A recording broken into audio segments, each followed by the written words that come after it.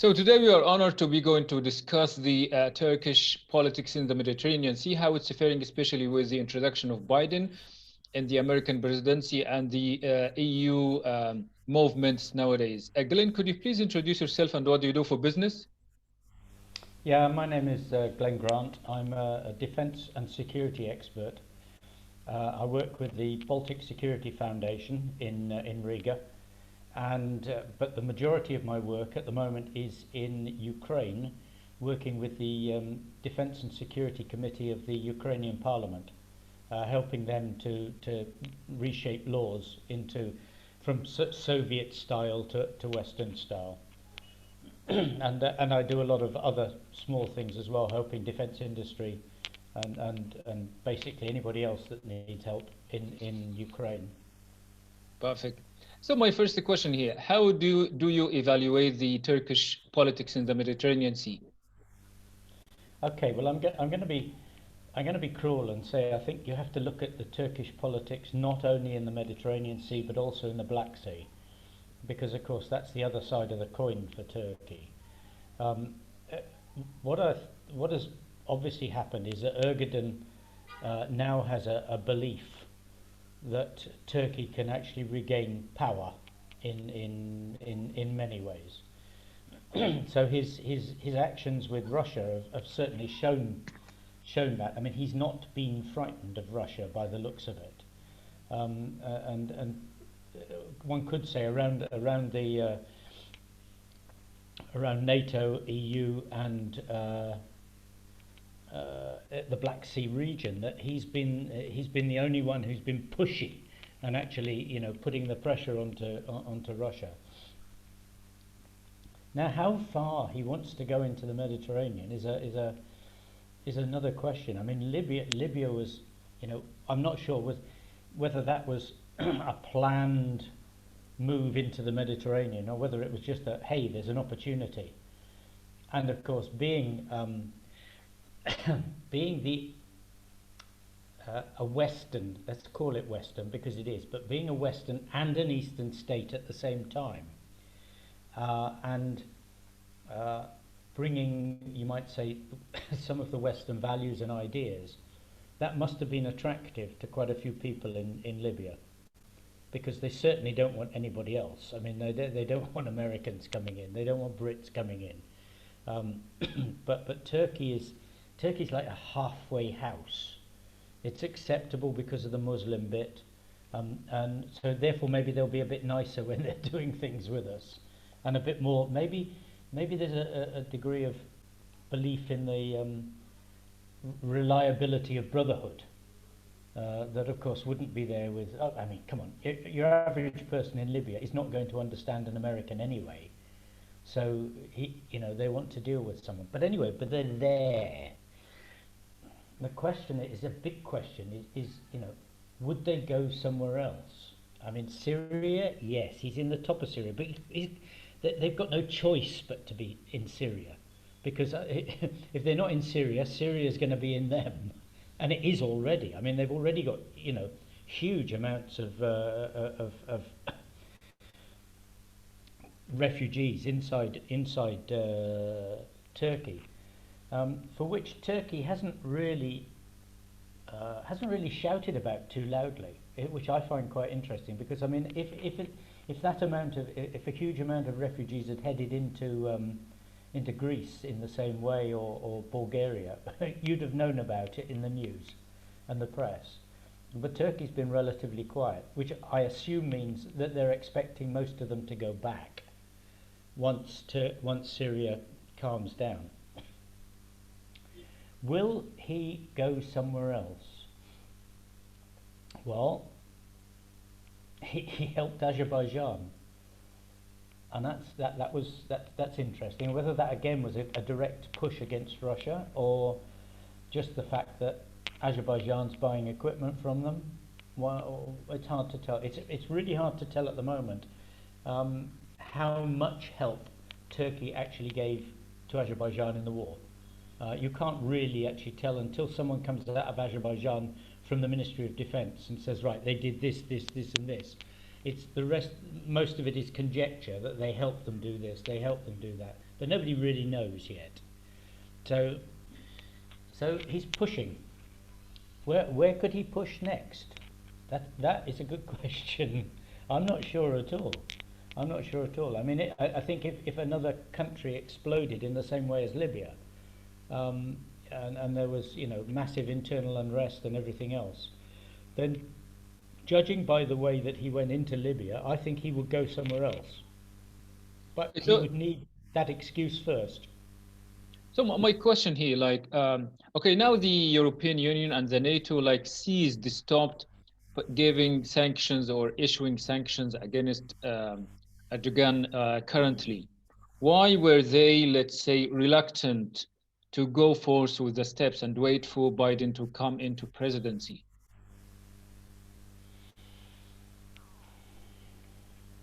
I think there's a reluctance everywhere at the moment to take on any more war or any more stress. I mean, remember that the sort of Mediterranean, the Sixth Fleet for US is already coming in and out of the Black Sea as often as it can. So that side of life is already quite, you know, it's quite busy, and they wouldn't want to take on anything else in the region, because they really, they don't have the resources. UK certainly doesn't have the resources to actually to do something else. And the rest of NATO down there, they are not people that take international risks. Greece, Spain, Italy, they're Mediterranean. You know, they're quite happy at home, and you're not going to see one of them pushing out. So Erdogan has the space there to do things himself, because he knows the others won't. So I don't think America was necessarily delaying for Biden. I don't think Biden may make any change to it, because resources, money, hard cash is still the driver for these things. If you haven't got the money, you don't take the risk. And US certainly is focusing on a lot of things, like defense, rebuilding the Navy, which was getting tired, and especially rebuilding the Navy versus China. Its focus now is much more towards China and putting things there. And you could say that for US, if Turkey goes in and solves something or helps solve something, it means the US doesn't have to. The EU hasn't got any defence. Let's be clear about that. The EU defence is NATO defence. It's not a separate organisation or activity. So when you say EU, what the best that the EU has got is soft tools. Finance and rules and regulations and values and things like this. And you can't really go, fighting into Libya with those nice and easily. So going back, I don't see necessarily that this was a delay waiting for Biden. I think it's a delay waiting till we're ready to do something else, or till we can do something else.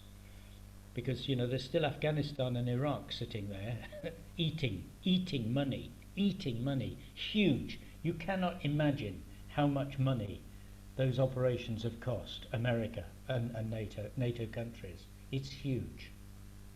Yeah, I mean, it's bigger than the GDP of most countries. Okay, so my next question here, like Turkey decided to pull its excavation ship Eurocris recently. Was this a strategic decision? Say that question again. Turkey? Yeah, okay. Turkey decided to pull away its oil excavation ship, the Eurocris, from the Mediterranean Sea of the coasts of Cyprus and Greece.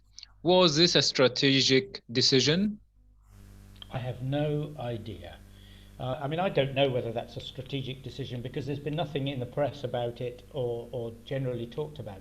But people often forget that the majority of actions are based upon perfectly normal things.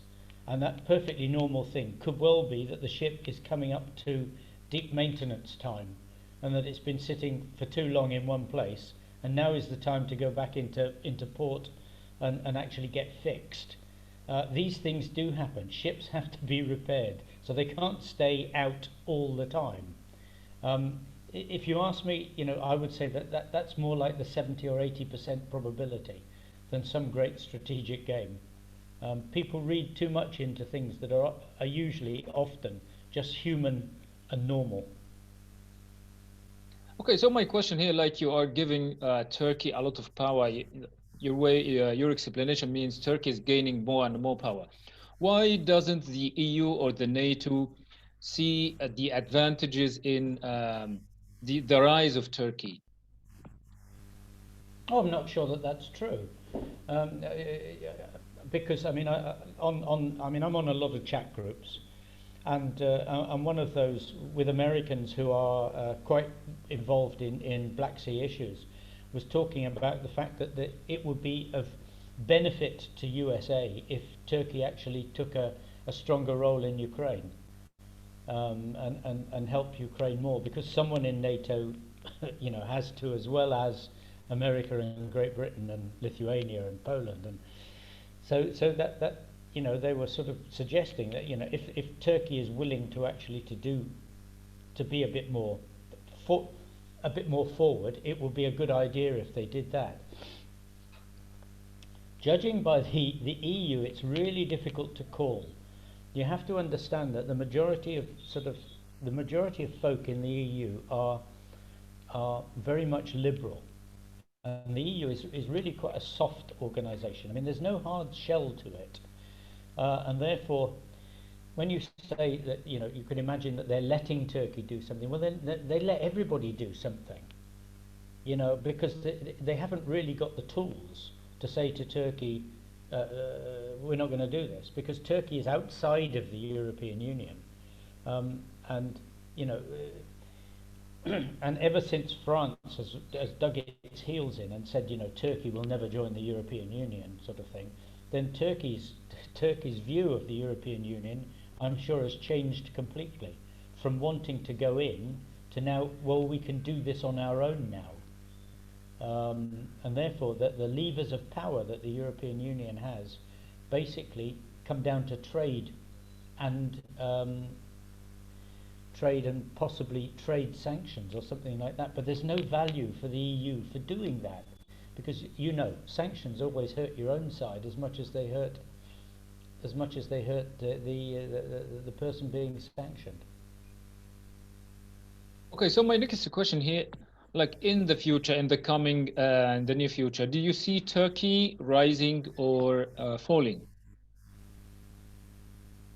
I see it rising for a bit longer, because they're what's that lovely expression? They're on a roll.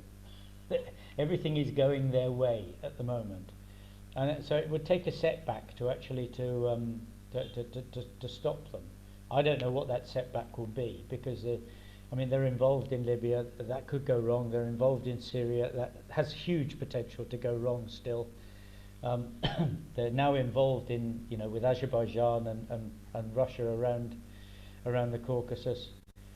All of those have scope for getting worse than they are at the moment. But I don't think they will. I think Turkey will just continue in that way, and will look for another opportunity to Erdogan, because that's him. Remember, it's him. It's not the rest of Turkey. Now, most of Turkey will be happy with tourism and business, and becoming a good European type country, which it is becoming. Whether the European Union likes it or not, when you go there, you can see it. But I think Erdogan still has more ambitions. Where, I have no idea. That's like saying, where will Russia go next? But it would not surprise me if Russia went somewhere that Turkey followed, or if Turkey went somewhere Russia would follow. So my question here is for you personally. Like you seem to always vision these let's say strong countries in a negative perspective. Why? When would you look at these powers in a positive way? Like I don't think. what do you expect from them? I'm not looking at them in negative at all. Let's take USA. It's doing a huge amount. US aid all around the world is huge amounts of money. Doesn't matter where you go. Every African country, there is US aid helping doing something. Central Asia, Kazakhstan, Tajikistan, and so on. You know, US aid is there, and they're helping, and they're doing, and there's an inward investment, and they're working. But I go back to it. Even big countries are resource limited. Perhaps the only country that doesn't care about resources at the moment for its development is China. Other countries have to. I mean, UK is pulling back, is going through a defence review, has just spent a huge fortune on 2 aircraft carriers. And now it needs to buy the support ships for the aircraft carriers. So there's not much free money going around to do operations. So they want to do what they can do with small amounts. Now, that's not negative, that's positive. And it's good use of, you know, let's say the West is good use of money. I mean, I'm not sure who else one would class as a big country. That's a good question. I think other countries could do more, you could say supporting NATO, supporting regional security and everything else. But Greece seems to have enough trouble, Greece and Italy have got enough trouble with refugees coming across. And that, of course, that means they've got ships on station all the time and quite a lot of money to actually to deal with the refugees. So they're not going to want to jump up and do something new. Yeah, I mean, what other big country is there that I could be I could be positive about? It's interesting because in Kazakhstan, the largest inward investment in Kazakhstan is from the Netherlands. So you can see there, you know, soft power coming in from a European Union country, but that's not European Union. That is Netherlands making its own money. And I think this is something people forget. They talk about the EU as if it's like the old Soviet Warsaw Pact, where one country tells everyone what to do. But the EU isn't like that. It's all these individual countries that still are sovereign countries and still do their own stuff and don't do necessarily what the EU wants. I mean, on any time, when you look at any EU discussion, there's always 3 or 4 or 5 countries saying, no, we don't like this. So you can't count the EU as being a positive big country, because it's not. It's a group, it's an amalgam, it's a family with all the troubles of that you have with family, with the black sheep and the daughter that wants to go to America and all this sort of stuff. So no, it's not negative, it's realistic. You've got to be realistic when you look at these things. America has not got a bottomless pot of money. I mean, it's got the largest debt in the world. Britain certainly hasn't got a large pot of money, and with Brexit it's going to have even less. So when you want, you know, to look at these countries, you have to think money first. And is there any value in it for them coming and doing something that is going to eat more public money, that they have to tell the public, we are doing this? What else would you like to add about this talk today, Glenn? That's a good question. I think my first question, it's a question to you, because I shouldn't just be me talking, is what happened to the Arab Spring? Okay, so the Arab Spring pushed the change in the region. Like some countries were able to change their old systems and have new systems, and more let's say elections and votes are being heard. Okay. Well, I mean, that's it raises a thought in my mind, because we've seen in the West, let's just say UK, America, Bulgaria, Ukraine, the pressure of Russia, and we've also seen the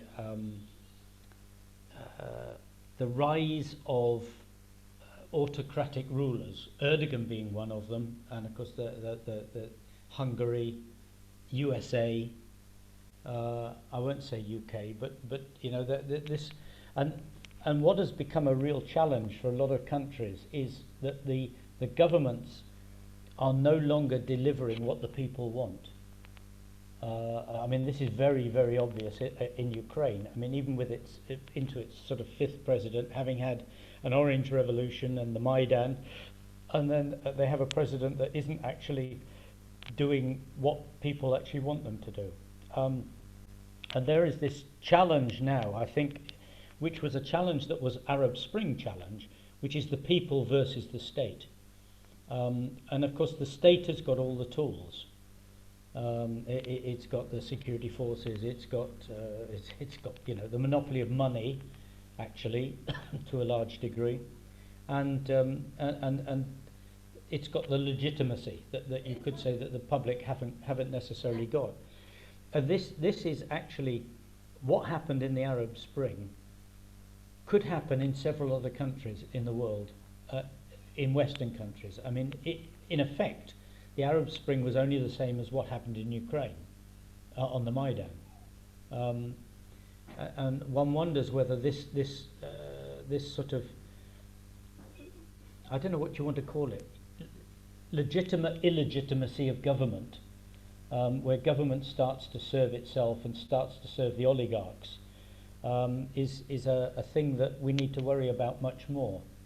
I mean, if you actually look, there are several of the academics around the world now saying that, we are now in a war, which is the war of the oligarchs versus societies.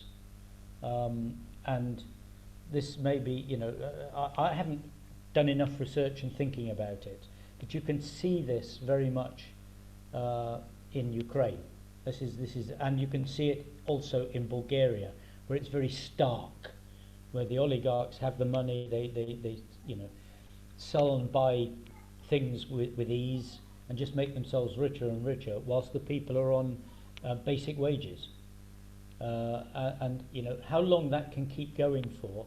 I mean, Western countries are very tolerant, but sooner or later they lose the tolerance, and when it does, maybe we have an Arab Spring somewhere else. But yeah. Yeah, it has been more than interesting and more than fantastic talking to you, Glenn, today. Thank you so much for your time indeed. No, not at all. Thank you very much.